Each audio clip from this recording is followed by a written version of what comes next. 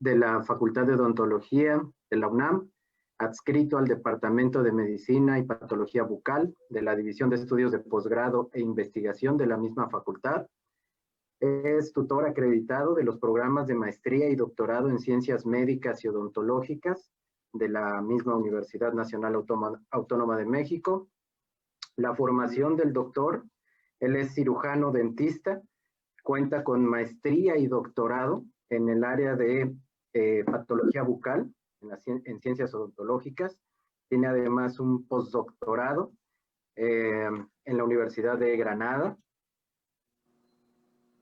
En su experiencia profesional, el doctor ha sido jefe de la División de Estudios de Posgrado e Investigación de la Facultad de Odontología de la UNAM, jefe del Laboratorio de Patología Clínica y Experimental de la misma división, responsable del Servicio de Diagnóstico Histopatológico del Departamento de Medicina y Patología Bucal, igualmente de la misma división. El doctor es director de tesis de licenciatura, especialidad, maestría, doctorado. Cuenta con 113 artículos publicados, por lo menos es la última actualización que tengo, seguramente se ha de ver modificado. Tiene más de 1,282 citas a estos artículos.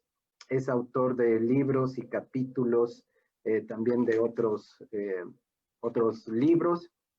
Y pues bueno, como podemos ver, el doctor, nos podríamos pasar aquí el día hablando de los logros del doctor, pero pues dejemos que él sea el que nos hable de todo esto. Bienvenido, doctor. Muchas gracias, Edgar. Primero yo quiero agradecer a la UABC, al Valle de las Palmas, al grupo académico que lidera la doctora Nidia Castillo, a usted, ¿verdad, Edgar, el permitirme estar con ustedes y el haberme invitado, ¿no? Yo tengo una relación estrechísima con la UABC desde hace muchísimos años. Estuve ahí trabajando bajo las órdenes de Edgar y de Paris 1 año y medio y fue una de las mejores experiencias de mi vida, ¿no? Entonces, también quiero agradecer a la doctora Gaby Magallanes el que nos haya facilitado el estar aquí. Y bueno, simplemente, pues estoy a sus órdenes. Vamos a platicar un poquito sobre la pandemia. Me voy a permitir poner mi presentación. ¿Puedo hacerlo? Perdón. Sí, ¿verdad? Sí, doctor, sí. Sí, claro, doctor, adelante.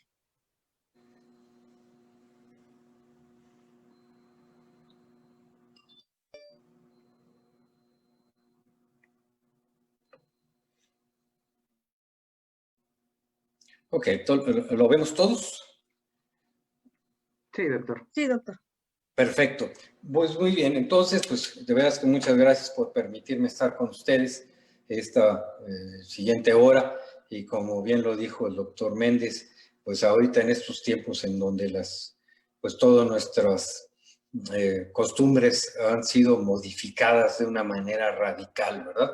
Por este virus, por la pandemia y todo lo que ha traído en consecuencia para nosotros, sobre todo en el área de odontología.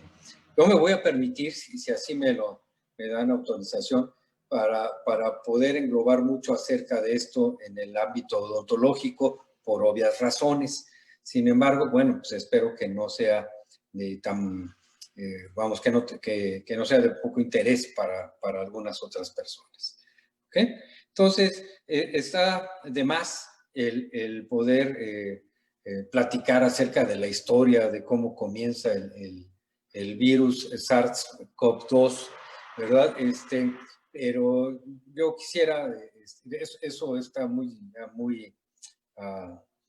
platicado, todavía hay muchas incógnitas. Y si me permiten, para comenzar, bueno, yo quisiera recordar, ¿verdad?, que esta es una enfermedad completamente nueva, sí, absolutamente nueva. Hace un par de días, un poquito más tal vez, se festejó, muy entrecomillado, el primer año del reporte del primer caso, ¿no? Entonces, en un año que llevamos en la bajo esta nueva enfermedad, pues hemos ido reuniendo poco a poco información. Obviamente que esa información a la fecha es muy parcial, y si ustedes comparan lo que se está publicando, lo que estamos comentando en este momento, en noviembre del 2020, contra lo que se publicó en diciembre del 2019, pues verán que hay muchas cosas que han cambiado, muchos aspectos, muchos acercamientos, y probablemente dentro de un año o de año y medio, pues vaya a cambiar todavía más nuestra información y nuestro conocimiento. Así es la ciencia y así va a seguir siendo. Entonces, tampoco hay que alarmarse mucho porque en este momento, pues algunas cosas de las que se dijeron hace un año ya no son tan válidas para el manejo y el entendimiento de la pandemia. Eso quiere decir que cada día que pase, o sea, mañana que es día 27, ¿verdad? De noviembre, mañana aparecerá un nuevo artículo, aparecerá una nueva información que hoy no tenemos, y así sucesivamente iremos recopilando parte por parte hasta construir una historia, ¿no? Eso es bien importante para que no perdamos la perspectiva de lo que estamos viviendo, de nuestra necesidad de información y obviamente de la enorme y trascendente importancia que tiene la ciencia básica en este momento. Entonces, a la fecha, estos son, todos van a ser obviamente reportes muy recientes, muchos tomados de una página excelente que se llama Clinical Options, y que bueno, están las citas ahí abajo, ¿no? Entonces, a la fecha, en este momento, las rutas propuestas para la transmisión de SARS-CoV-2, ¿cuáles son? ¿Verdad? Y cuáles merecen nuestra importancia desde el punto de vista profesional y sobre todo de enseñanza en las facultades y escuelas de odontología, ¿verdad? O sea, el primero, ¿verdad? Es que se sabe que se disemina a través de aerosoles. Los aerosoles son partículas suspendidas menores de 5 micras de diámetro, ¿verdad? Eso es lo primero. Nos atañe directamente, ¿verdad? Porque tenemos una, pues una generación de aerosoles muy importante en la atención clínica dental. También se sabe que son aerotransportados los virus, ¿verdad? Que estas partículas aerotransportados, pues es discutible, pero se puede presuponer que así sea, y van a estar enviadas a 1 metro o más de 1 metro de distancia, ¿verdad? Y entonces esto empieza a marcar las medidas de protección. O sea, no son medidas inventadas al azar, ni tampoco son medidas arbitrarias que a alguien se le ocurrió, sino deben de estar sustentadas, ¿verdad? Una cosa muy importante para las cuestiones de distanciamiento social y obviamente de nuestra profesión y de la enseñanza de nuestra profesión es que también existe la ruta de contagio a través de gotas, gotículas de saliva,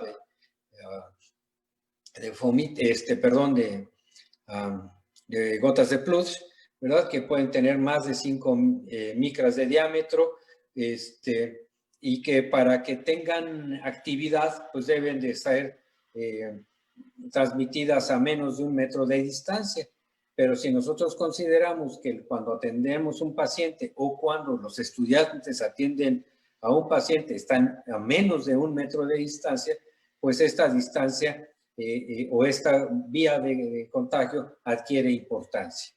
Y por otra parte, también se ha mencionado al principio, se había propuesto de una manera muy tajante que se podía transmitir a través de fomites, ¿verdad? Y pero aquí por eso se pone ahí con interrogación y en color anaranjado, o sea, realmente cuál es la estabilidad medioambiental del virus, o sea, cuánto resiste a temperatura y a condiciones ambientales. ¿Okay? Eso es bien importante para poder determinar si se transmite o no. ¿A través de qué se va a transmitir? Pues se sabe, pues obviamente si es un es un virus de vías respiratorias altas y probablemente de glándulas salivales, pues entonces a través de expectoraciones pulmonares, alveolares, bronquiolares, que son expectoradas durante el habla, el cantar, el toser, el estornudar, ¿verdad? También se sabe que se han recuperado virus viables en orina y en heces fecales, ¿verdad? Y que puede ser una ruta de contagio, aunque, bueno, es una ruta potencial de contagio. Y por otro lado, eso es los sitios, los reservorios de un sujeto infectado, de un sujeto que está en curso de la enfermedad y que está produciendo gran cantidad de virus. Luego en medio está cómo se pueden transmitir, ¿verdad? Aerosoles, aerotransportados, por contacto directo, por gotículas de saliva, y no se sabe muy bien por fomites, pero es una posibilidad. Y por la otra parte está el receptor, o sea, cómo puede ser que se contagie a través de estos aerosoles, partículas aerotransportadas, etcétera. Hasta la fecha, solamente, bueno, se sabe que son a través de la mucosa conjuntival, la mucosa nasal y la mucosa oral, bueno, obviamente todo el árbol respiratorio superior.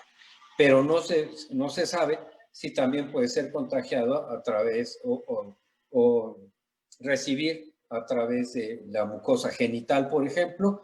Lo que sí se sabe es que la transmisión vertical de madre a hijo es prácticamente nula y la perinatal apenas está empezando a estudiar, ¿verdad? Entonces, a la fecha, ahorita las puertas de entrada son las mucosas conjuntivales, nasales y orales, ¿verdad? Por otra parte, contábamos algo que a nosotros, como, y específicamente ya tratando de enfocarnos a lo que sucede en la práctica de la enseñanza, ¿verdad? Una cosa que preocupa mucho es, en las facultades es esos aerosoles potencialmente contaminados, cuál es su viabilidad sobre las superficies.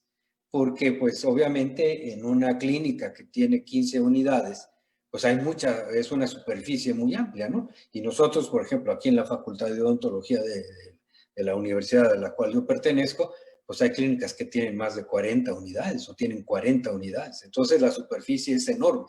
Entonces, entendamos primero que los virus son partículas con un código genético de ácidos nucleicos cubiertos de una proteína. Entonces, eso los hace muy lábiles, muy frágiles al medio ambiente, ¿verdad? Cualquiera que haya hecho o intentado hacer un experimento con este tipo de, de sustancia genética, sabrá lo difícil que es, ¿verdad? O sea, si alguien quiere hacer una PCR y extrae el RNA o el DNA y se le pasa 1 grado, pues ya se desnaturalizó, o si se congeló más tiempo se desnaturaliza, si el buffer tiene otra capacidad, pues se va a desnaturalizar. En fin, son muy estables y mejor dicho, son muy inestables y es muy lábiles. Entonces, ¿sobrevive o no sobrevive sobre las superficies? ¿Y cuánto tiempo sobrevive? ¿Sí? Entonces, lo más importante, bueno, lo más pues, trascendente es la primera de todas estas gráficas pequeñitas. La primera en donde los aerosoles pues van a permanecer dándole vuelta al aire durante 3 horas o a partir de la 3ª hora va a empezar a declinar. ¿Eso qué va a suceder? ¿O qué va a sugerir? ¿O qué va a obligar? Pues a que abramos las ventanas, a que se haga pues una ventilación natural, no artificial, sino natural, aunque eso implica muchísimas cosas para promover el recambio de aire y la disminución de aerosoles posiblemente contaminados. Pero si ustedes se fijan, ¿verdad? Las demás son pruebas que se hicieron en cobre, en cartón, en acero inoxidable, en plástico, en horas, y la cantidad de virus, ¿verdad? que se recupera. Entonces, como pueden ver, el plástico es la mayor, tiene mayor, es la mayor cantidad de virus recuperados en el mayor tiempo. Sin embargo, una cosa es recuperar trazas de DNA viral y otra cosa es que haya una cantidad suficiente para hacer un inóculo, para poder infectar a un sujeto.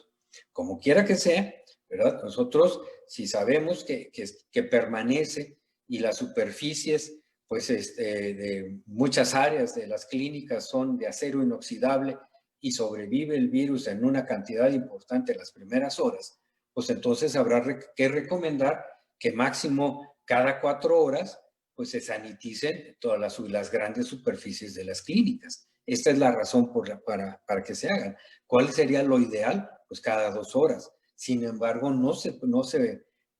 es muy poco factible que se estén sanitizando continuamente, porque habría que sacar a todos los estudiantes y pacientes y luego volverlos a meter. Entonces, más bien es en cada turno, ¿verdad? Pero es esto, esta es la razón, ¿verdad? El hecho de que en superficies de acero inoxidable es probable que durante las primeras horas existan virus viables, ¿verdad? Y como hasta la fecha todavía no podemos determinar exactamente cuánto tiempo, pues es mejor tener medidas de seguridad, ¿verdad? Entonces, porque abajo, si ustedes ven, la tira de gráficas inferiores es la vida media de los virus SARS-CoV-1 y CoV-2, ¿verdad? En estas mismas superficies, ¿no? Entonces, aquí sí se mide la vida media. ¿Y cuánto es la vida media? Fíjese, ¿y dónde, no? Entonces, lo más importante, ¿verdad? Que es en azul, pues es el acero inoxidable y el plástico, ¿verdad? ¿Cuántas horas? Fíjese, hasta 6 horas, 4 para el acero inoxidable y 6 para el plástico. Entonces, ¿qué tenemos que recomendar? Pues que haya una limpieza profunda, una sanitización cada turno, si es que son turnos de 2 o de 3 horas dentro de las clínicas de enseñanza, ¿verdad? Para evitar, para que continuamente se estén haciendo estas limpiezas, ¿verdad? Como tales. Muy bien. Y por otra parte, al medio ambiente, ¿qué tan inestable es el SARS-CoV-2, ¿verdad? En la luz solar, ¿qué tan rápido se inactiva, ¿no? Entonces, hay muy pocos estudios sobre esto, ¿verdad? Pero, como dice, hay unas evidencias en el Journal of Infectious Diseases que sugieren, ¿verdad?, que el 90% de los virus pierden su capacidad de infectividad entre 8 y 20 minutos expuestos a una alta intensidad de luz solar, ¿verdad? Entonces, por eso, pues también se va a recomendar, ¿verdad?, que si alguien tiene que salir, por la razón que sea, pues siempre estén en espacios abiertos donde haya exposición a la luz y porque haya una disminución, ¿verdad?, en esta, ¿cómo se llama?, en la viabilidad del virus, ¿verdad? Entonces, esto se utilizó saliva estimulada y el medio de cultivo, en fin, lo que significa realmente es el porcentaje de disminución por cada minuto de los virus utilizando estas suspensiones, ¿verdad? Entonces, como se ve, pues, disminuye el 26% por minuto la viabilidad de virus, ¿verdad?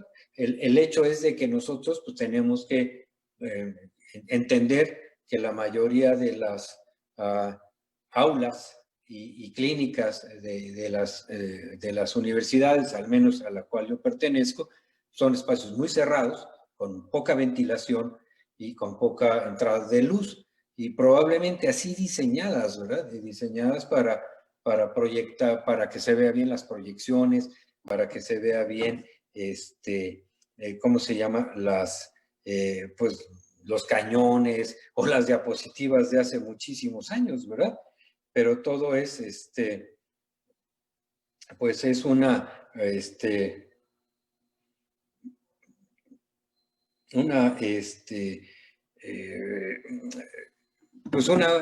cambian los paradigmas, ¿verdad? Cambian las cuestiones de lo que era antes y las necesidades de ahora, ¿verdad? Pero bueno, son cosas que hay que tomar en cuenta, ¿no? Para todo esto, ¿no? Una de las, sobre todo en cuestión, aquí marcan básicamente 3 cosas muy importantes de evidencia de ciencia básica, ¿verdad? La primera, no más allá de 4 horas, ¿verdad? El hacer la limpieza, ¿verdad? Y si es cada 2 horas, mejor, ¿verdad? La segunda, ¿verdad? El limpiar de una manera muy importante las superficies de acero inoxidable y recomendar de una manera muy importante a los estudiantes que sus contenedores de plástico sean continuamente sanitizados, ¿verdad? Porque es eso. O que los protejan, que no los expongan al campo operatorio, ¿verdad? Y la tercera, ¿verdad? Es que se mantenga ventilado y con cierta cantidad de luz solar que va de manera natural, va a disminuir la infectividad, va a aumentar la inactivación del virus, ¿verdad? Entonces, son pautas que se van marcando por esto, ¿verdad? Entonces, de una manera un tanto resumida, ¿verdad? ¿Cuáles serían las consideraciones, las claves de consideraciones de los modos de transmisión del SARS-CoV-2, ¿verdad? O sea, hasta ahorita lo que más sabemos, prácticamente el 100% de los casos, es contagio de persona a persona, no hay vectores, ¿verdad? Y esta es a través de vías de gotas respiratorias, del toser, del estornudar o del hablar. Inclusive alguien ahí decía que cantar, pero bueno, eso es otra cosa, ¿verdad? ¿Dónde se encuentra la mayor cantidad de virus, de cargas virales? Pues en el tracto respiratorio alto, el superior, el que nos compete mucho a nosotros, ¿verdad? La transmisión por aerotransportada, ¿verdad? Es sugerida por muchas fuentes, pero no es muy claro si este virus se aerotransporta en ausencia de procedimientos que generan aerosoles. Dicho de otra manera, en la calle, en el transporte público, en el súper, ¿qué tanto se transportan los virus en ausencia porque ahí no hay aerosoles, ¿verdad? Pero eso no es claro, pero lo que a nosotros nos importa, pues es lo que sucede en la clínica, ¿verdad? El virus es raramente cultivado después de 9 días, entonces, pues más o menos es el tiempo que tardan, ¿verdad?, en empezar a disminuir la carga viral los pacientes. Esto tiene que ver con los periodos de reposo, de aislamiento, ¿no? Pero hay sujetos que han persistido 4 semanas o 5 semanas y tienen 4 o 5 pruebas continuas siendo positivos, ¿no?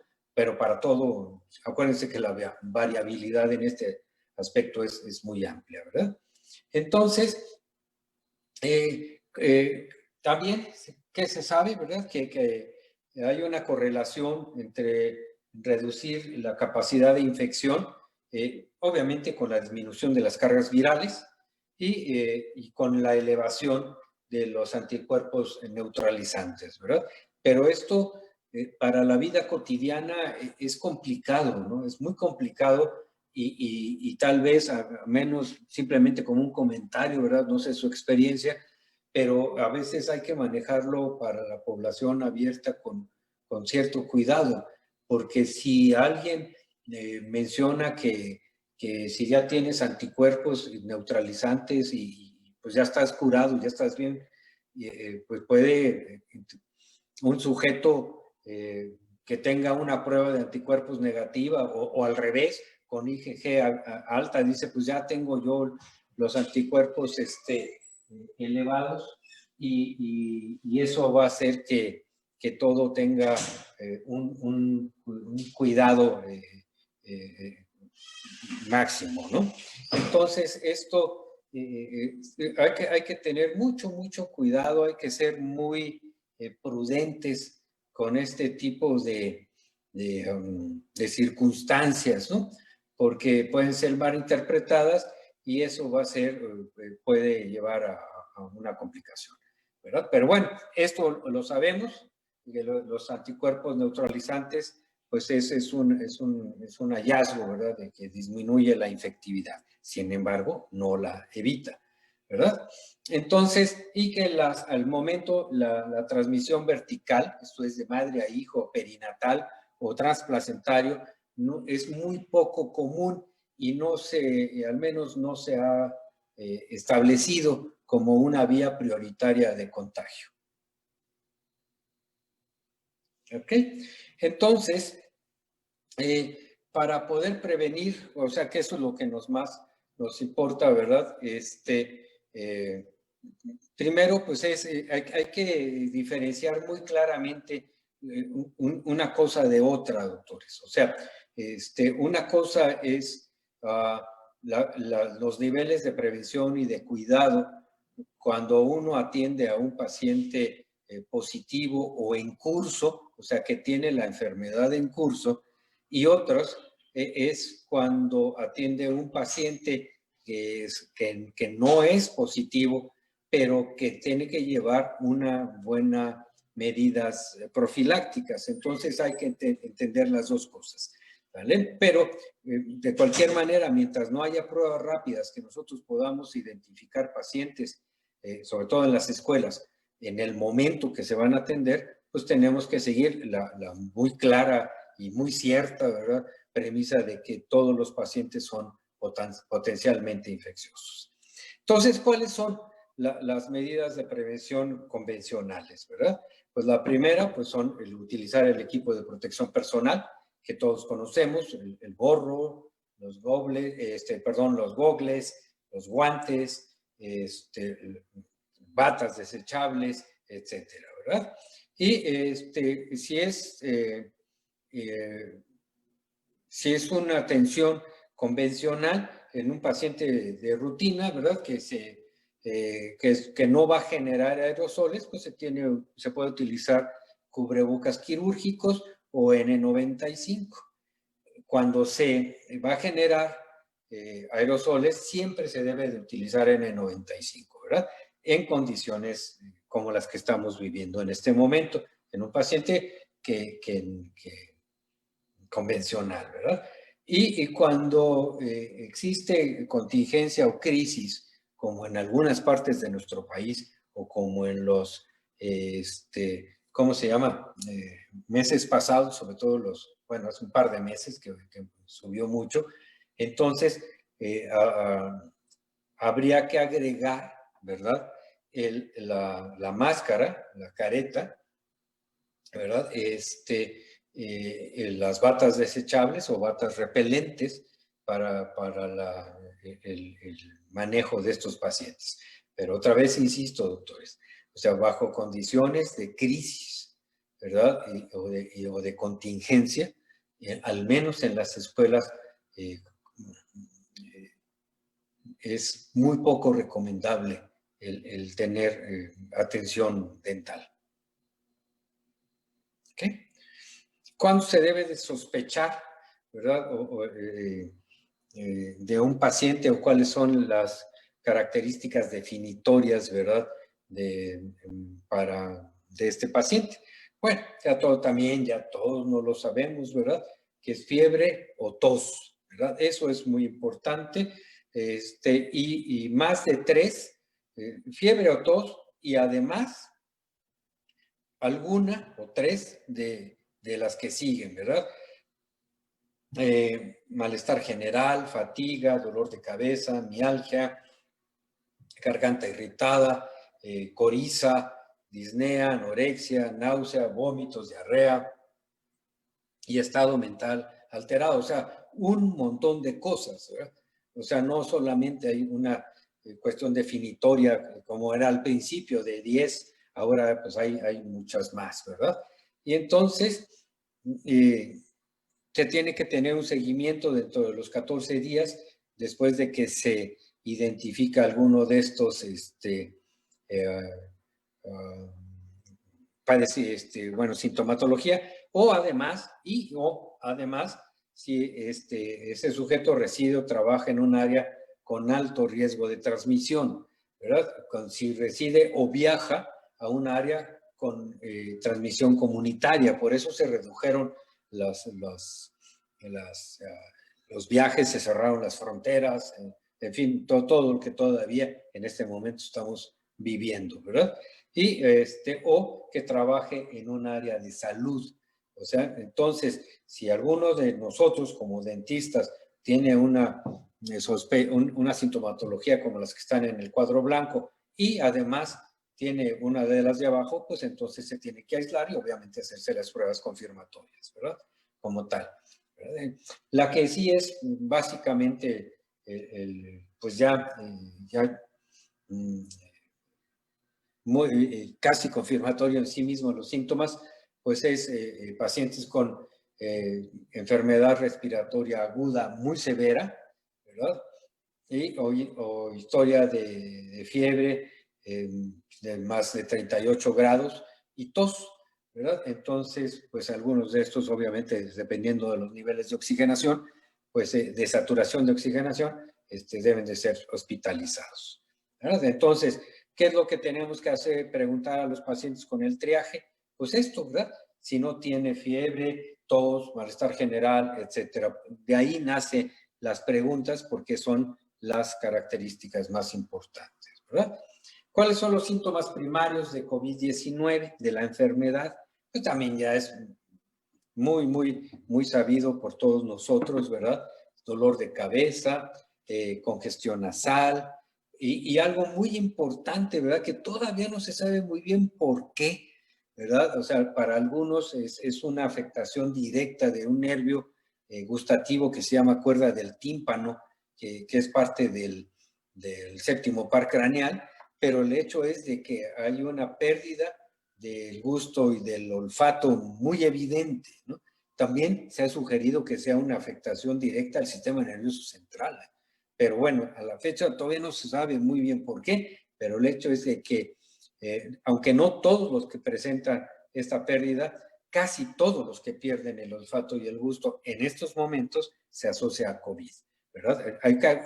Las causas de pérdida del olfato y gusto, de disosmia y disgeusia, son muy raras, muy raras en condiciones normales, ¿verdad? Bueno, luego tos, garganta irritada, respiración corta o dificultad para respirar, fatiga, una fatiga extrema, o sea, los pacientes refieren, o los sujetos que han enfermado con esta variante de la enfermedad, pues dice que vamos, que no se pueden levantar 3 pasos para nada, ¿no? Eso es una fatiga extrema, dolor muscular, dolor de cuerpo, fiebre, escalofríos y también alguna sintomatología gastrointestinal como es vómitos o diarrea, ¿verdad?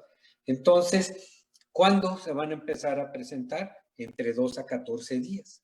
Entonces, ya desde el punto de vista de prevención y de seguimiento epidemiológico, una vez que alguien tiene esta sintomatología, pues hay que preguntarle en el mejor de los casos qué ha hecho y dónde ha estado a partir de ese momento hasta 15 días atrás, que es el máximo de donde pudo haberse contagiado, ¿verdad? Para que tener un panorama y ver las líneas de contagio y evidentemente avisar a las personas que han estado en esas circunstancias, ¿verdad? Y como pueden ver ustedes, esto es muy recientemente publicado, ¿verdad? Y se están haciendo series ya muy grandes en donde pues se hace un análisis, es el grupo de Gupta, de cuáles han sido las manifestaciones extrapulmonares publicadas, ¿verdad? Y como ustedes lo ven, son un montón, dermatológicas, cardíacas, endocrinas, gastrointestinales, renales, hepáticas, de tromboembolia, ¿verdad? Eso, bueno, esa es una principal causa de muerte, el síndrome de coagulación intravascular diseminada y neurológicas, ¿verdad? Y como dice la pregunta, ¿cuáles de estas dentro de algún tiempo las habremos eliminado? Pues no lo sabemos, a la fecha no lo sabemos, ¿verdad? Probablemente algunas saldrán, a lo mejor estamos ante una enfermedad que tiene una gama de manifestaciones y habrá variante 1, variante 2 o variante 3, no lo sé, ¿verdad? Pero eventualmente de estas se van a empezar a hacer ya todos los estudios puntuales para poder que nosotros entendamos cuáles son manifestaciones primarias y cuáles son consecuencias de la propia enfermedad. Pero ya de mientras, pues hay un montón, ¿ok? Y bueno, la cuestión de las vacunas en este momento, pues es una... yo no quiero darle un calificativo a esto, pero digamos que por lo menos es un poquito variable la información, las noticias, un día son buenas, al otro día son malas, se toma como ensayos clínicos como un gran logro, cuando pues no es un gran logro, ¿verdad? El que haya escogido a alguien para vacunarlo en este momento, pues es para experimentar con él, no hay vacunas en este momento, ¿no? Entonces, pues todavía necesitamos, ¿verdad? Pues mayor información. Lo que sí es que una vacuna que tardaba entre 8 y 10 años en desarrollarse, en este momento se está tratando de desarrollar en menos de un año. Y obviamente esa presión temporal por el número de infectados, el número de muertos tan brutal que ha habido, y que no para, o sea, no, las medidas de contención han sido inútiles, entonces no para, por eso la necesidad y la urgencia de contar con una vacuna, que eventualmente la urgencia ha hecho que se cometan algunos errores metodológicos. Obviamente se van a resolver, pero sí aparece por eso, ¿verdad? Los blancos de las vacunas son muchos, o sea, no trae caso en este momento comentarlos, ¿verdad? Pero otra vez insisto, pues las bondades, la importancia de la ciencia básica es fundamental, ¿verdad? Porque si no conociéramos que tiene unas proteínas S en las superficies, la que les da las espinas, y pues de ahí la forma de corona, pues no podían diseñarse vacunas dirigidas a hacer anticuerpos contra la proteína S. Si no conociéramos la secuencia génica, no podríamos manipular los genes. En fin, toda la ciencia básica ha hecho que se pueda tener en este momento protocolos de vacunas viables. Vamos a dejarlo así porque es muy complicado el poder predecir cuáles sí, cuáles no, el rango de efectividad, el tiempo que va a tardar, o sea, es muy complicado. ¿Okay? Pero bueno, regresemos al punto original de la charla acerca de los protocolos de bioseguridad. El contexto que estábamos comentando, que acabamos de comentar, desde mi punto de vista es necesario para poder entender por qué de algunas medidas, o sea, y por qué deben ser consideradas y no interpretadas como meros caprichos, ¿no? Sino que realmente todo debe de estar sustentado. Pero estas son unas fotos que me prestó el doctor Enrique Edwards Malanco, un ortodoncista de la facultad, aquí donde estoy yo en este momento, y por eso el ruido, ¿verdad? Están acondicionando, y que es prácticamente el fotógrafo y cronista de nuestra facultad. Este es el área clínica, vista desde el estacionamiento, ¿verdad? Entonces, pues, ¿qué podemos decir? Miren, la escuela de odontología o las escuelas de odontología, la enseñanza de la odontología, pues ha pasado por muchas etapas y las facultades de odontología generalmente muestran al resto de la profesión odontológica los caminos a seguir de los protocolos de atención. No es al revés. no es que un consultorio particular le diga a la facultad cómo debe de manejarse, sino es al revés. La academia, ¿verdad? La enseñanza tiene que dictar los protocolos a seguir. Entonces, pues hace muchos, muchos años, ¿verdad? Pues la enseñanza era pues un poquito empírica, ¿verdad? Yo creo que, bueno, a mí no, obviamente estas fotos son de los años 40, ¿verdad? Yo no, ni siquiera había nacido, pero estas sí me tocaron a mí, ¿no? O sea, me tocaron, también son fotos de cortesía del doctor Edwards, pues cómo trabajábamos, cómo yo estudié, y me voy a poner en primera persona para no involucrar a nadie, ¿ok? Primero, pues utilizábamos Filipinas, ¿verdad? Usábamos Filipinas, el uniforme blanco, pues así andábamos en el camión, ¿no? Con la Filipina, el uniforme blanco, teníamos un maletín en donde traíamos el instrumental, ahí regado, algunos teníamos que traer el motor de violín de baja velocidad, pero para atender a un paciente, pues así eran las clínicas, ¿no?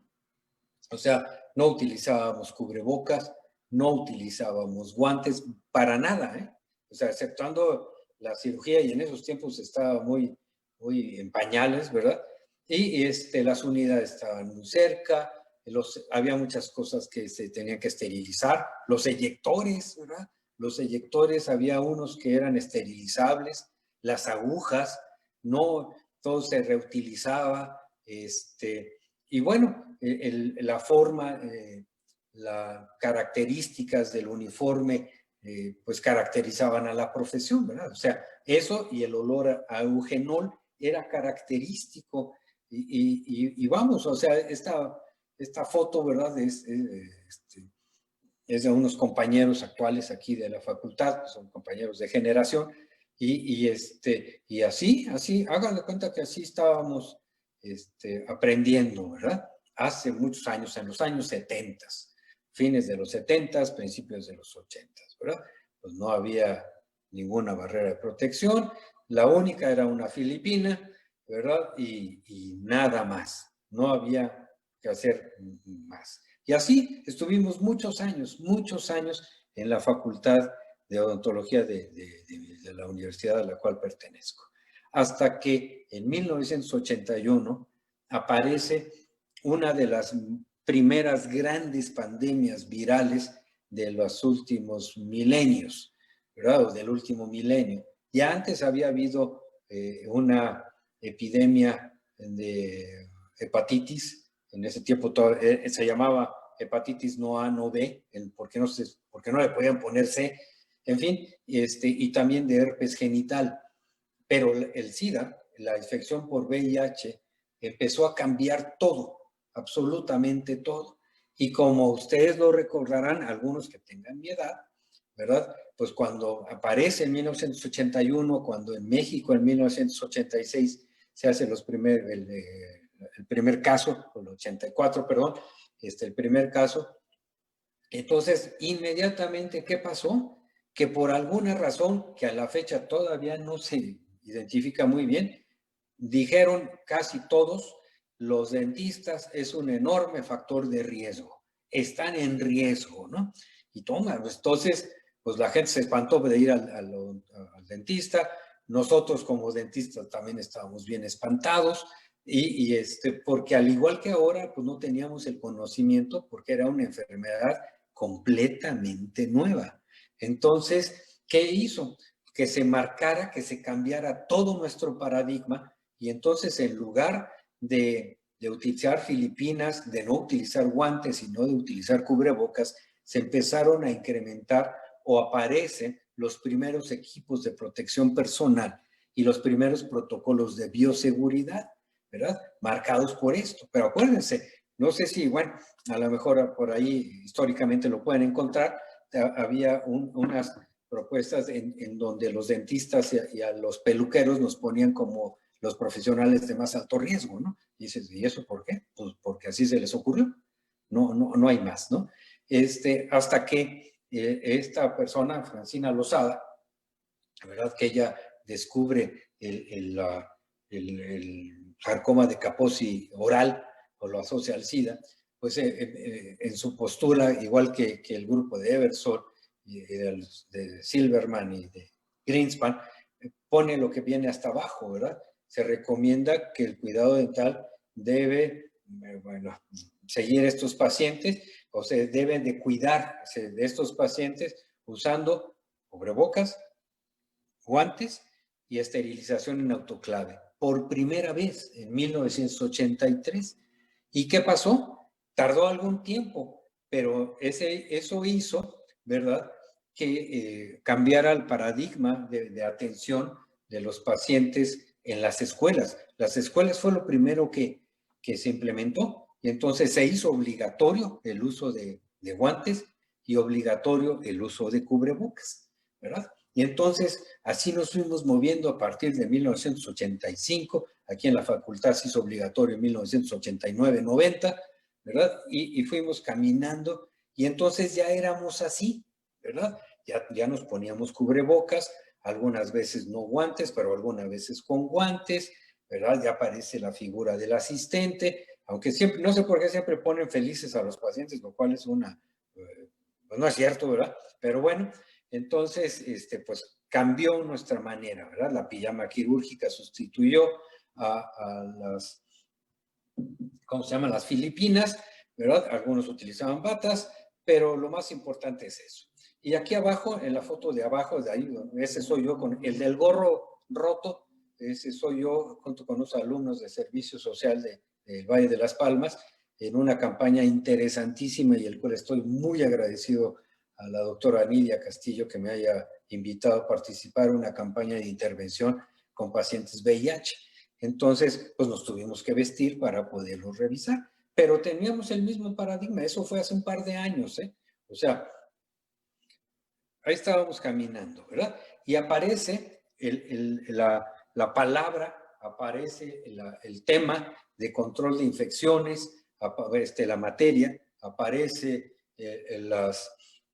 una rama que se llama bioseguridad y los términos de infecciones cruzadas.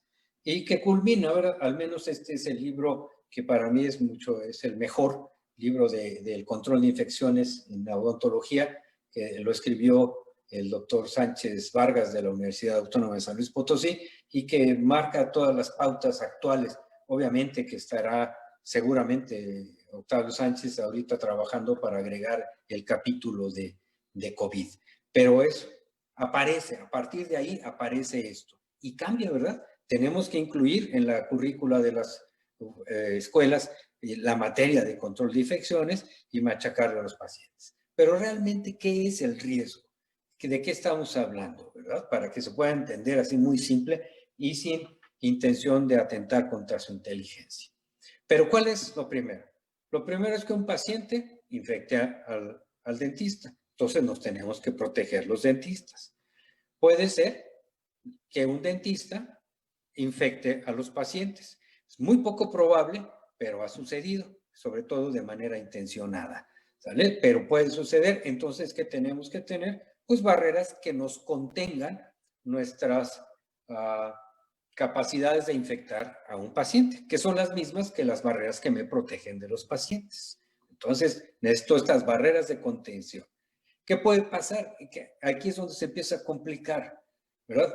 Que los pacientes se contagien en las salas de espera, que un paciente contagie a otro paciente, porque están muy juntos, porque tenemos un volumen enorme de pacientes en las clínicas, porque admisión, pues tienen que venir a las 6 de la mañana a sacar una ficha y se hace un colonón, en fin, pero hay una probabilidad. ¿Cuál otra? Que un paciente infecte a otro a través de la utilización de instrumentos mal esterilizados durante la práctica dental, ¿verdad? Entonces, ¿qué se requiere? Pues que esos instrumentos se esterilicen con presión, con calor, en un autoclave, que se limpie toda la unidad y todo lo demás para evitar esto, ¿ok? Y que la otra posibilidad es que un dentista infecte a alguien de su staff o alguien de su staff infecte al operador.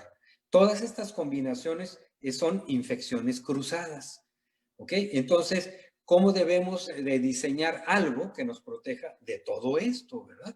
Entonces, pues así estábamos, ¿verdad?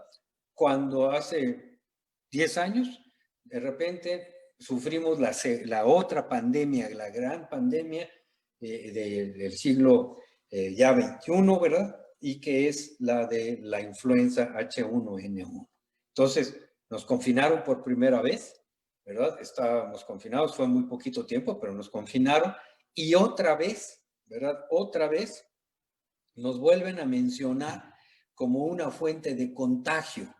¿Para quién? Pues para los pacientes, me imagino, y de los pacientes para el dentista. Y entonces se elevan los niveles de protección, ¿verdad? Para prevenir en el consultorio dental el contagio de influenza H1N1. Y se hacen protocolos muy complejos, muy completos y muy útiles, y vuelve a cambiar el paradigma de atención de un paciente en las clínicas de enseñanza sobre todo, ¿verdad? ¿Qué es lo que cambió? Pues básicamente que le aumentamos ese control de infecciones, ¿verdad? Ahora necesitamos utilizar gorros desechables y batas desechables, ¿ok? Básicamente a eso se incrementó los gorros, las batas desechables, en algunos casos los cubre calzados, ¿verdad? El trabajar otra vez a 4 manos, los eyectores de alta eficiencia, pero eso ya estaba funcionando a partir de las obligaciones para disminuir el riesgo de contagio de la influenza H1N1. Y así estábamos. Esta foto fue tomada antes de que nos confinaran, antes de que cerrara la universidad, ¿verdad? Y tenemos que, era una manera cotidiana de trabajar y estoy seguro que, bueno, seguro porque lo vi, que allá en la UABC, en cualquiera de sus planteles, hacen esto o hacían esto antes de la pandemia. Entonces estábamos protegidos, teníamos un nivel de protección bastante elevado, hasta que aparece este nuevo virus que se transmite por aerosoles, que se deposita en superficies, y entonces tenemos que incrementar, primero, protección ocular, porque se contagia, o es una vía de entrada, es la mucosa conjuntival. Entonces tenemos que tener protección ocular, ya sean gogles e inclusive cuando se utilizan aerosoles, pues hay que utilizar careta, ¿verdad? Entonces se elevan al paciente, pues hay que darle un enjuague para que disminuya la carga viral de la saliva, ponerle cubre calzado y seguir los mismos protocolos que nos han ido machacando durante todos estos tiempos, el distanciamiento social y la higiene personal. Pero si ustedes se fijan, el panorama es, al menos de atención, es relativamente semejante, ¿sí? Entonces, así estábamos, nos cae la pandemia y a la fecha, aunque en algunas escuelas ya se han ido incorporando muy parcialmente la atención dental, pues a la fecha, en la mayoría, no se ha podido regresar a las actividades presenciales. Entonces, en este momento, pues tenemos que hacer los diseños, los preparativos para cuando esto suceda, porque aquí la cuestión es qué va a pasar, cómo nos debemos de preparar, ¿sí? Vamos, una cosa que no, bajo ninguna circunstancia, yo creo que se debería de justificar es el que, híjole, es que no pude arreglar porque no tuve tiempo. Hombre, llevamos 9 meses preparándonos, ¿verdad? Entonces, ¿cuáles son las propuestas o lo que nosotros tenemos aquí muy rápidamente, en unos 10 minutos más, si me lo permite, lo que tenemos aquí en la facultad, ¿verdad?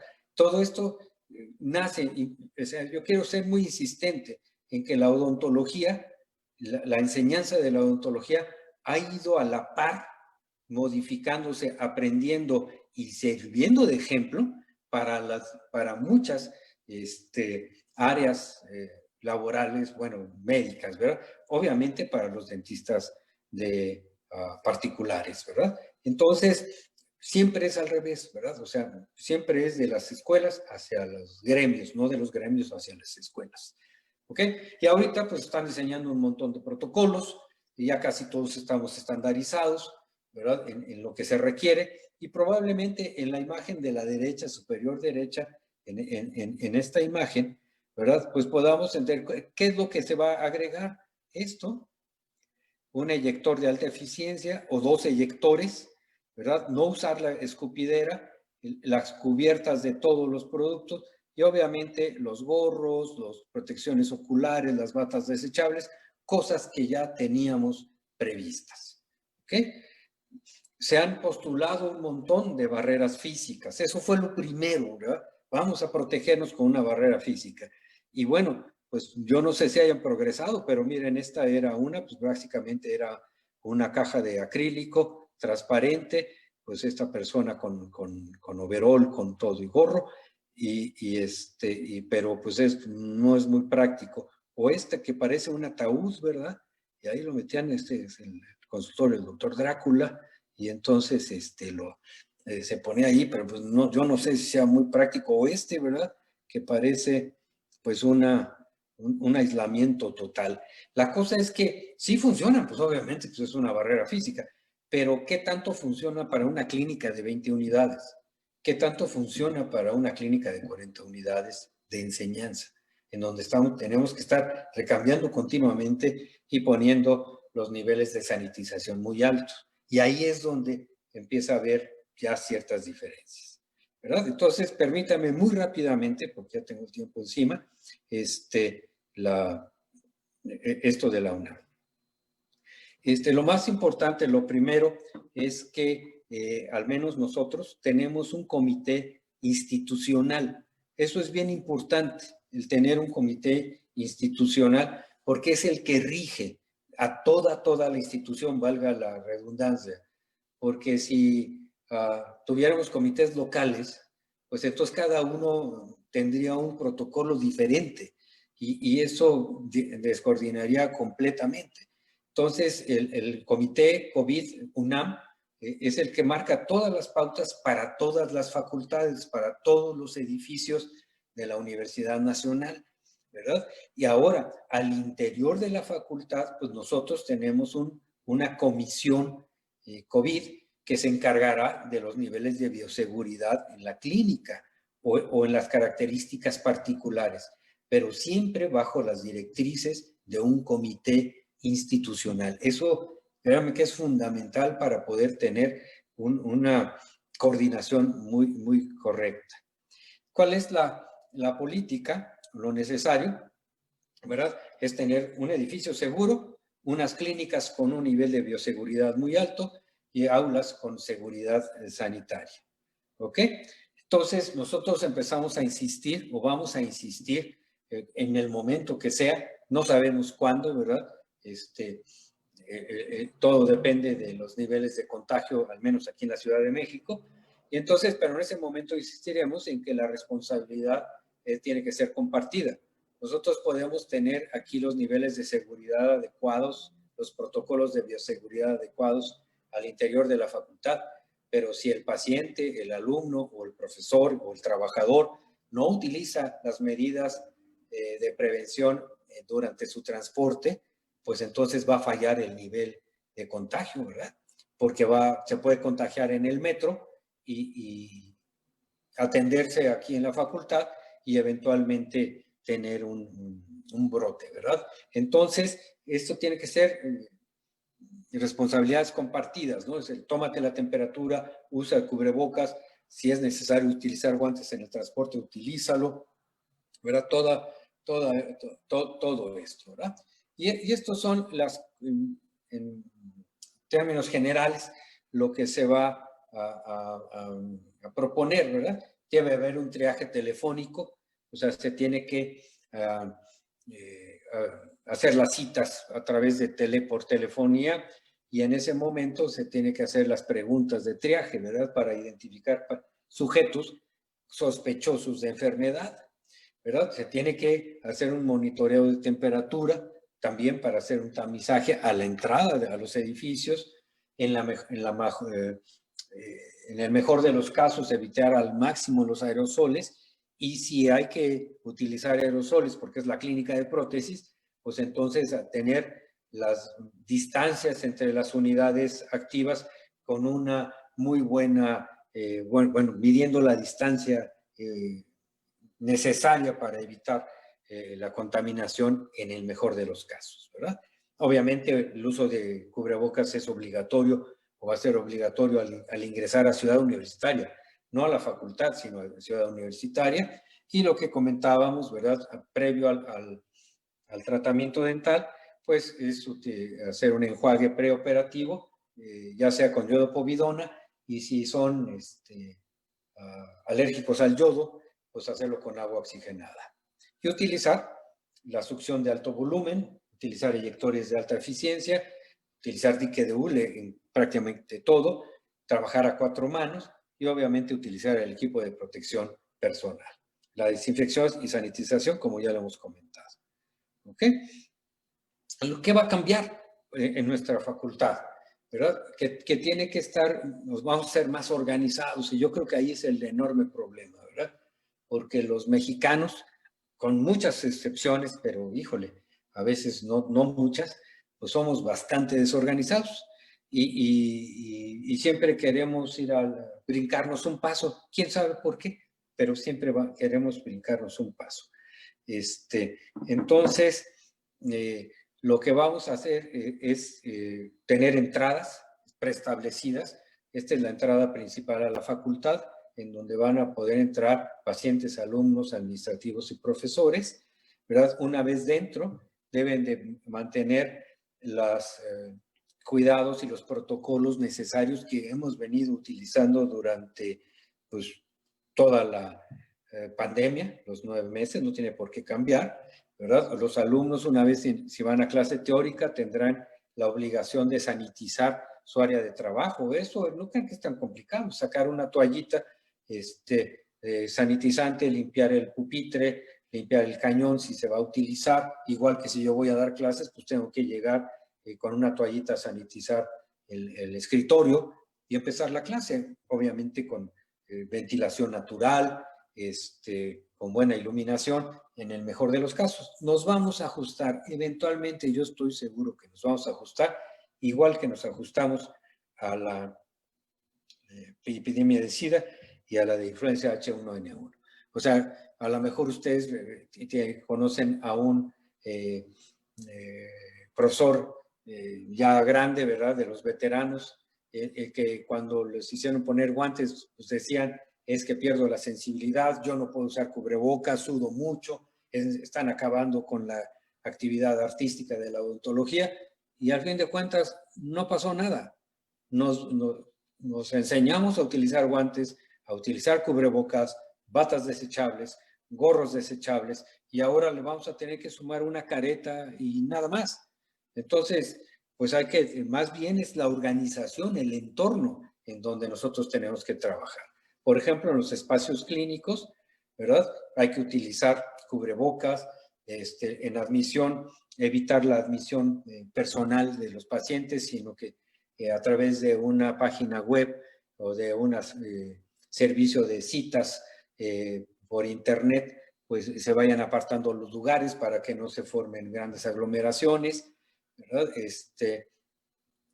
Los muchachos, bueno, muchachos y profesores, ya no vamos a poder llegar con con el uniforme puesto, ¿verdad? Bajarnos del camión o del carro, pues ya vestidos para poder entrar a la clínica, ¿no?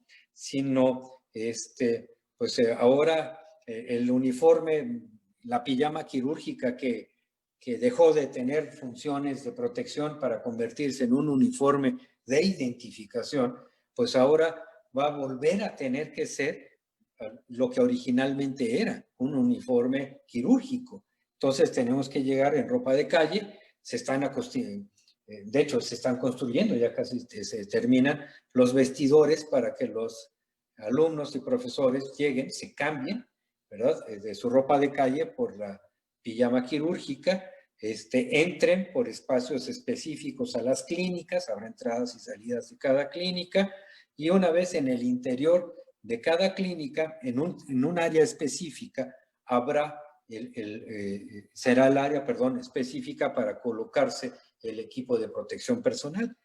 Hay que hacer pósters, señaléticas, para que se esté insistiendo mucho en la secuencia de colocación de la ropa, ¿verdad? Para que se haga una rutina. Eso es lo más importante.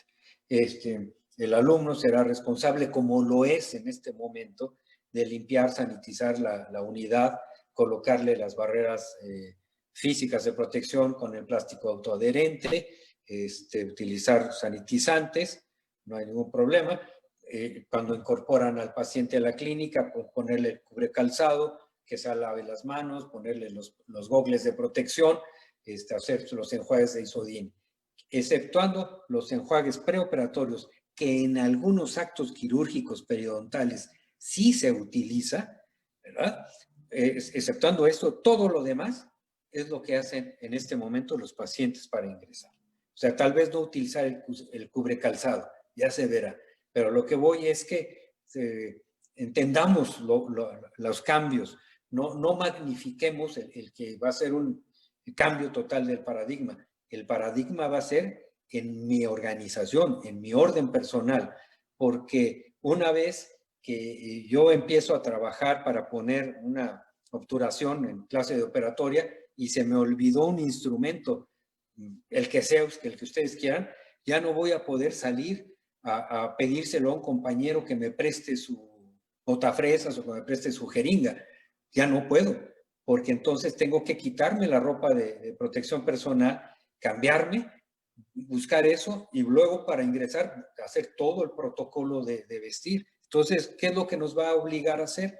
A que si yo planeo tal procedimiento operatorio o quirúrgico, pues tenga el alumno todo el instrumental y todo el equipo necesario para hacer ese procedimiento, ¿verdad? Entonces nos va a hacer mucho más ordenados, mucho más obligados a llevar un orden. Y tal vez ese es el mayor reto, ¿ok? Al finalizar, la atención dental, como sucede, ¿verdad? Pues utilizando los guantes de nitril o los guantes de gruesos, de hule grueso, pues lavarlo, transportarlo en contenedores cerrados. Alguien dice que hay que hacer una primera esterilización en sucio para que después se pueda lavar y evitar el riesgo de contagio. Hasta donde se sabe, el virus no se puede contagiar por sangre, pero bueno, para algunos es recomendable hacer una primera ciclo de esterilización en sucio, se lava y luego se hace un segundo ciclo de esterilización. Yo creo que es innecesario, yo creo que es lavado, en todo caso ultrasonido o con enzimas proteolíticas y después llevado al autoclave. Cosa que sigue en este momento.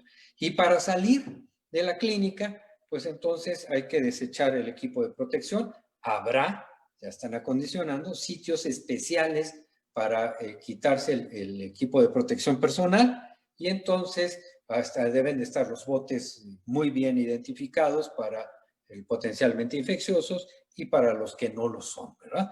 Entonces, la ventaja, ¿verdad?, es que vamos a aprender todos juntos y entonces los alumnos van a poder entender que esto es lo que se hace, que no hay mucho problema, ¿no? Y obviamente una vez terminada la actividad académica, teórica o clínica, se va a recomendar muy enérgicamente que los alumnos abandonen el edificio y habrá salidas específicas para el área clínica, aulas y administrativas. Estas fotografías son reales, son de lo que está pasando en este momento aquí en la facultad, en donde se están reacomodando, reacondicionando todas las áreas para poderlas hacer más eficientes. ¿Esto qué va a permitir? Que haya un flujo natural de movimiento, ¿sí? De movimiento de personas, que no se aglomeren, ¿ok? En el caso de los pacientes, se tiene que recomendar que vayan solos, que acudan solos a la clínica, que no traigan acompañantes. Habrá a la entrada filtros sanitarios, como para cualquier centro comercial, un poquito más estrictos, ¿no?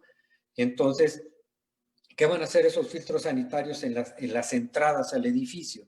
Pues tomar la temperatura, hacer encuestas y sobre todo vigilar que tengan el cubrebocas puesto correctamente, que se laven, que utilicen el gel de protección, etcétera, y así podrán ingresar. Tal vez al principio vaya a haber un poquito de confusión, pero eventualmente se va a organizar como lo hemos hecho. Para esto se tiene entonces también que entender que la reincorporación, por eso siempre se va a sugerir que sea ordenada, escalonada, ¿sale?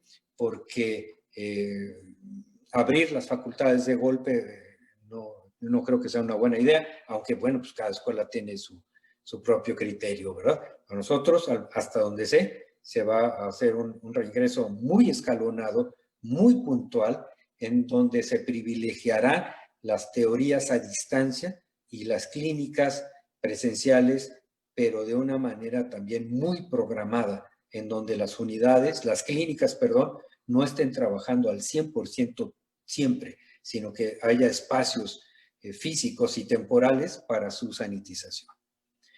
De tal manera, doctores, que así como hemos pasado por el SIDA, hemos pasado por el H1N1, por la peste, ¿verdad? La peste negra, por aquellas viejas, no viejas, pero sí aquellas antiguas rezos a San Roque para que se curara el sarampión y la viruela en épocas de la colonia, y como hace 2 o 3 semanas que se declaró oficialmente terminado el brote de ébola, pues ojalá dentro de algún tiempo, no sé cuándo, podamos celebrar el fin de la epidemia de SARS-CoV-2 que causa la enfermedad COVID-19.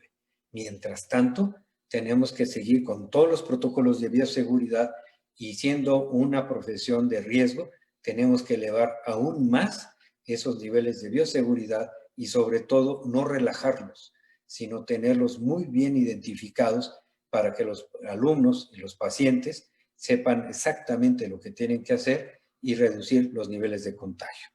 Es también necesario comentar que al menos los protocolos que se están siguiendo aquí en la Facultad de Odontología, pues no son perfectibles y no son definitorios, ¿verdad? Tendrán que ser actualizados cada vez que haya una nueva información, y también entendemos y sabemos que un sujeto que pueda ser asintomático puede ingresar sin ser identificado como tal, y puede ser atendido o puede atender a alguien, y por eso por eso siempre se va a tratar a los pacientes con el más alto nivel de bioseguridad, porque mientras no haya pruebas de identificación muy rápida, masivas, a todos los debemos de mantener o de tratar como potencialmente infectados. ¿Okay? Si me permite, doctor Méndez, con esto terminaría mi intervención, y si no sé si tengan algún comentario, alguna crítica, algo que sea bienvenido. Regreso la pantalla a usted para que siga con el curso del seminario. Muchas gracias. Pues al contrario, doctor, muchas gracias por la presentación, muy clara, y como dice, pues presenta una serie de perspectivas que se tendrán que ir resolviendo y pues acoplando a la práctica odontológica, y sobre todo en las escuelas de odontología. No sé si hay alguna pregunta en Facebook, doctora Niria. Aquí hay una pregunta de Anitza Domínguez. Lo felicita por la exposición. Ella pregunta si sugiere que para lograr la concientización de los ciudadanos, la extensión de ciudadanos y protecciones fuera de las áreas clínicas y universitarias, ya que aún no hemos podido lograr esa concientización con respecto a los cuidados bucales como la higiene dental. O sea, bueno, eso es lo ideal, ¿no? Eso sería lo ideal, y no solamente para este caso de la pandemia por SARS, ¿no? Sino en todas las circunstancias, ¿no? Obviamente esto se tiene que concientizar. Las campañas de educación para la salud bucal son fundamentales. A lo mejor no le hemos dado la importancia debida a estas campañas de lo que se llama alfabetización funcional de los pacientes, ¿no? Porque a lo mejor yo me pongo en primer lugar, en un auditorio abierto con papás o con personas no dentistas y empiezo a hablar de cuestiones técnicas, pues va a ser nada, ¿no? Entonces tiene que ser una alfabetización muy dirigida. Pero sí tiene toda la razón la doctora Domínguez. Esto debería de extenderse al área extrauniversitaria. Sin embargo, pues nuestra área, nuestro campo, pues es intramuros, ¿verdad? Extramuros, pues ojalá haya instancias que lleven a cabo eso. Pero sí son fundamentales, ¿no? Por cierto, no se recomienda hacer ahorita brigadas, ¿eh? Perdón, se me olvidó comentar, que al menos nosotros no estamos haciendo brigadas. Excelente, gracias. Oye, También por nada más, aquí, ay, perdón. perdón, sí, no, nada más para decirle que no hay ninguna participación en Facebook, pero todavía tenemos en el área de preguntas y respuestas y en el chat también hay algunas preguntas. Muchas Adelante, gracias. doctor. Sí. Aquí en el chat pregunta Valerie Fuente. ¿El uso de jabones enzimáticos lo recomienda? Sí. Y bueno, todo va a depender de qué tratamiento se esté haciendo, ¿no? De qué actos se esté haciendo. Obviamente, si son actos que manejan material biológico o material contaminado biológico, proteolítico, pues sí, se requiere utilizar jabones enzimáticos. Si no, pues no tendría mucho caso, ¿verdad? Pero sí, obviamente, si se va a hacer un acto periodontal, ¿verdad? Cualquiera que sea, pues entonces es una necesidad, ¿no? El utilizar jabones enzimáticos, sí, por supuesto. Gracias, doctor. Pues parece que son todas las preguntas. Hay muchas felicitaciones. El Gracias. doctor Manríquez, el Hay una doctor más Mayor. en la sección de preguntas y respuestas, doctor. A ver. Pues básicamente son felicitaciones. Hay felicitaciones de Diana Michelle, el doctor Fuenmayor, decíamos el doctor Manríquez. Son muchas felicitaciones para el doctor y su presentación. Ok. Ok, perdón, lo que pasa es que creo que el doctor no puede visualizar una de las preguntas que ya tiene ahí un ratito en la sección de preguntas y Sí, respuestas. La hago yo para que se lea, porque sí, tiene buen rato. Dice, hola doctor, entonces si llega un paciente con los resultados de IgG que dice que tiene anticuerpos, eso quiere decir que el paciente tuvo el virus, pero que ya no tiene activo, por lo tanto, ya no nos puede contagiar. uy, miren, hay que tener las dos inmunoglobulinas en relación, IgG e IgM. En principio no, ¿sale? O sea, tuvo, pero ya no está en activo. Si las dos son positivas, entonces está en activo, ¿sale? Entonces, o sea, si las dos, ¿cómo se llama? Las dos inmunoglobulinas están presentes. Mi recomendación es que mientras no haya una manera de comunicarse directamente a la población abierta, que no tiene manera de saber y no tiene por qué saber qué es una IgG o una IgM, cuándo suben antígenos, cuándo suben anticuerpos. Entonces, se diga, ¿verdad?, que es un sujeto positivo y que se mantenga sus cuarentenas, sus aislamientos necesarios, ¿verdad? Eventualmente va a decir el virus no es detectable, tiene sus niveles altos de anticuerpos y ya pasó 14 días, entonces ya no tiene ninguna capacidad de infectar, ¿no? Pero no vaya a ser que tenga 3 días, voy a inventar, y aparezca la IgM alta y entonces se interprete como la otra y va a ser un problema, ¿no? Entonces, mientras no haya una claridad así y que el receptor, el sujeto, entienda lo que se le está diciendo, híjole, más vale pecar de precavidos que no. Porque además, ¿no? Creo que es anónima la pregunta, porque además no sabemos, a la fecha no sabemos cuánto dura la inmunidad, la adquirida, ¿sí? No sabemos si dura 6 meses, no sabemos. Ahorita pues habrá alguien que haya durado 8 meses, porque eso es lo que ha durado la pandemia, ¿no? Pero no sabemos si es para el resto de la vida, cuántos, quiénes, ¿sí? Y eso implicaría que si es un sujeto que tiene anticuerpos y declinan, se puede volver a infectar y se puede volver a contagiar. Si es que eso sucede, pero es que eso no lo sabemos. Entonces, entender la titulación de anticuerpos como un pasaporte para hacer lo que quiera, porque no me voy a infectar ni voy a infectar a otros, yo creo que es muy aventurado en este momento. Es muy peligroso, pues, soltarlo a la información a la población, porque puede ser mal interpretada y tener consecuencias muy graves. O sea, porque a la otra van a decir, pues voy a hacer una fiesta de 15 años y lo que necesito es que traigas tu pasaporte de anticuerpos, ¿no? Y va a haber un mercado negro de alguien que vaya a hacer reportes falsos, en fin, no sé, vamos, los mexicanos tenemos muchas ideas ahí metidas, ¿no? Entonces, sí, la respuesta es sí, pero yo creo que hay que manejar la información con mucha cautela en este momento, en ese sentido.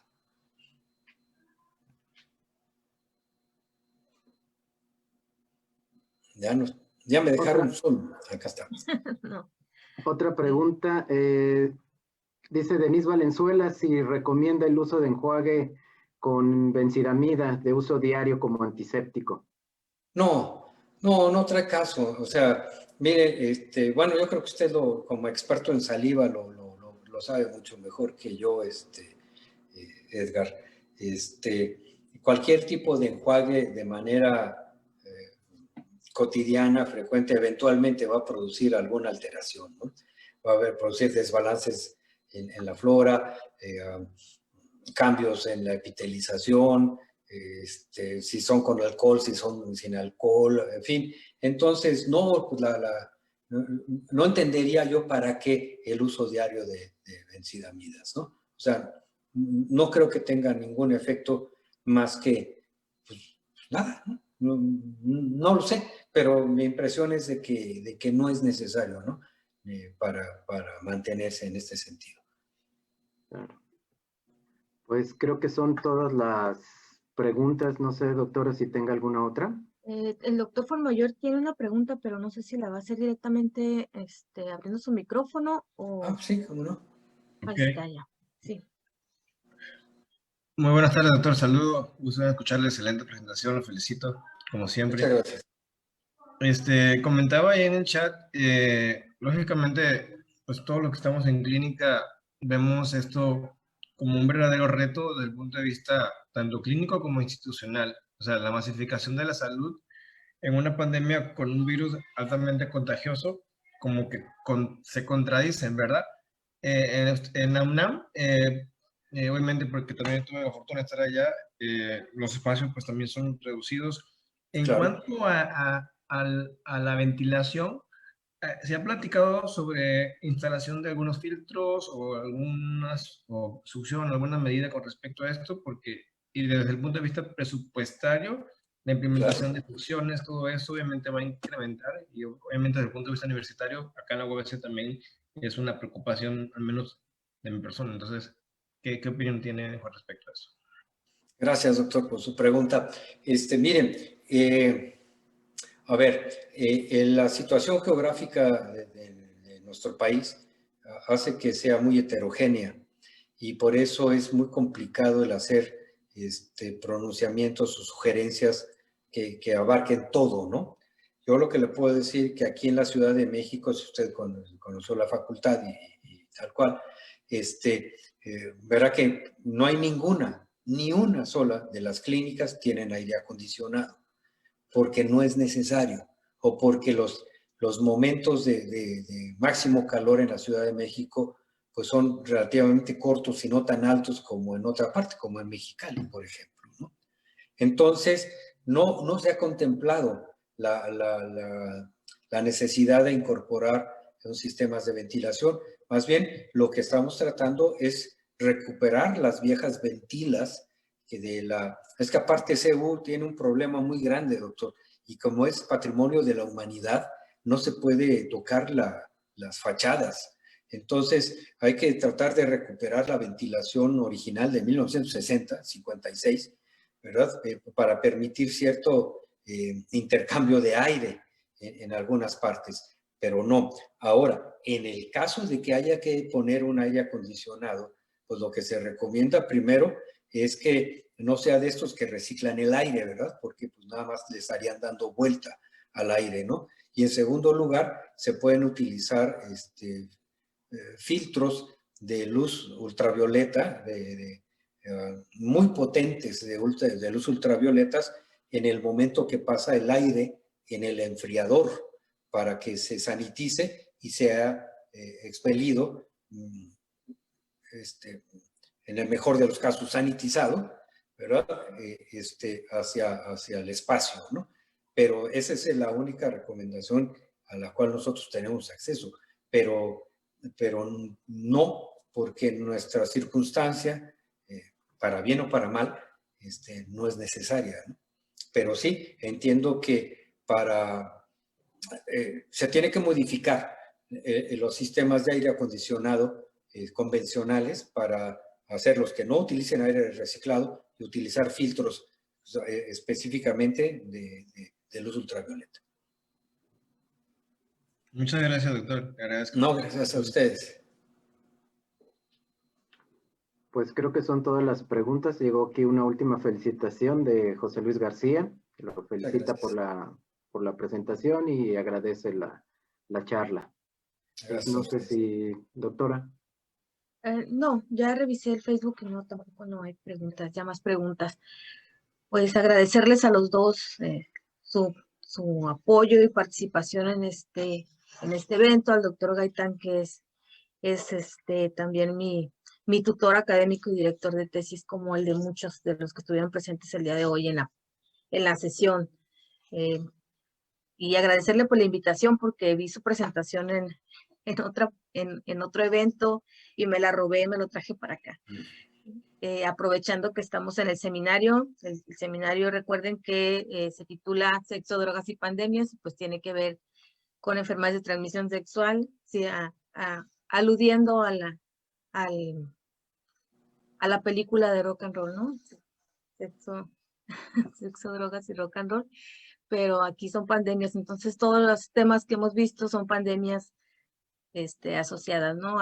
A enfermedades de transmisión sexual. Bueno, en el caso de COVID, que todavía no se sabe si es de transmisión sexual o no, pero es importante, ¿no? Por ser una pandemia y sobre todo en el tema odontológico con el riesgo que conlleva la transmisión a través de esas vías.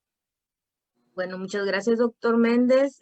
Sé también que con mucho gusto aceptó nuestra invitación y los esperamos en nuestra siguiente plática, que es mitigación de las epidemias en la frontera, con la doctora Sonia Contreras, trabaja en el CDC San Diego y nos estará acompañando aquí. Se va a hacer un tiempecito porque andan bien ocupados con todas los migrantes, sobre todo, toda la problemática que traen de migrantes en la frontera y la mitigación de las epidemias, no nada más de COVID, sino de tuberculosis y todas las que ya traían anteriormente.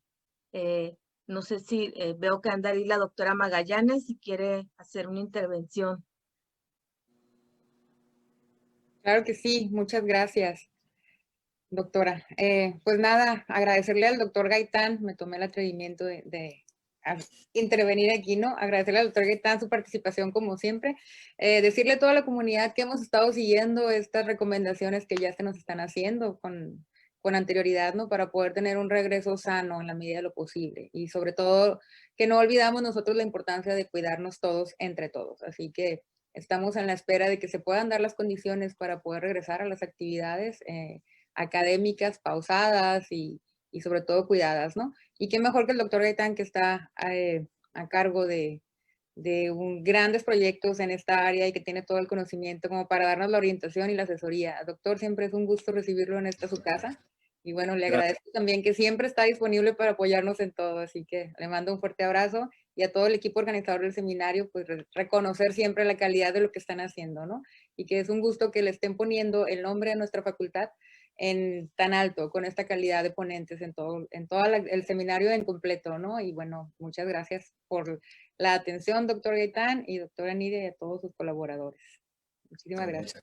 Muchas gracias a ustedes, doctora Magallanes, doctora Castillo, doctor Méndez. Muchas gracias por la invitación y ojalá nos veamos presencialmente muy pronto. Esperemos que sí. sí, doctor. Ya. Gracias. Hasta luego a Saludos. todos. Hasta luego. Bye, bye.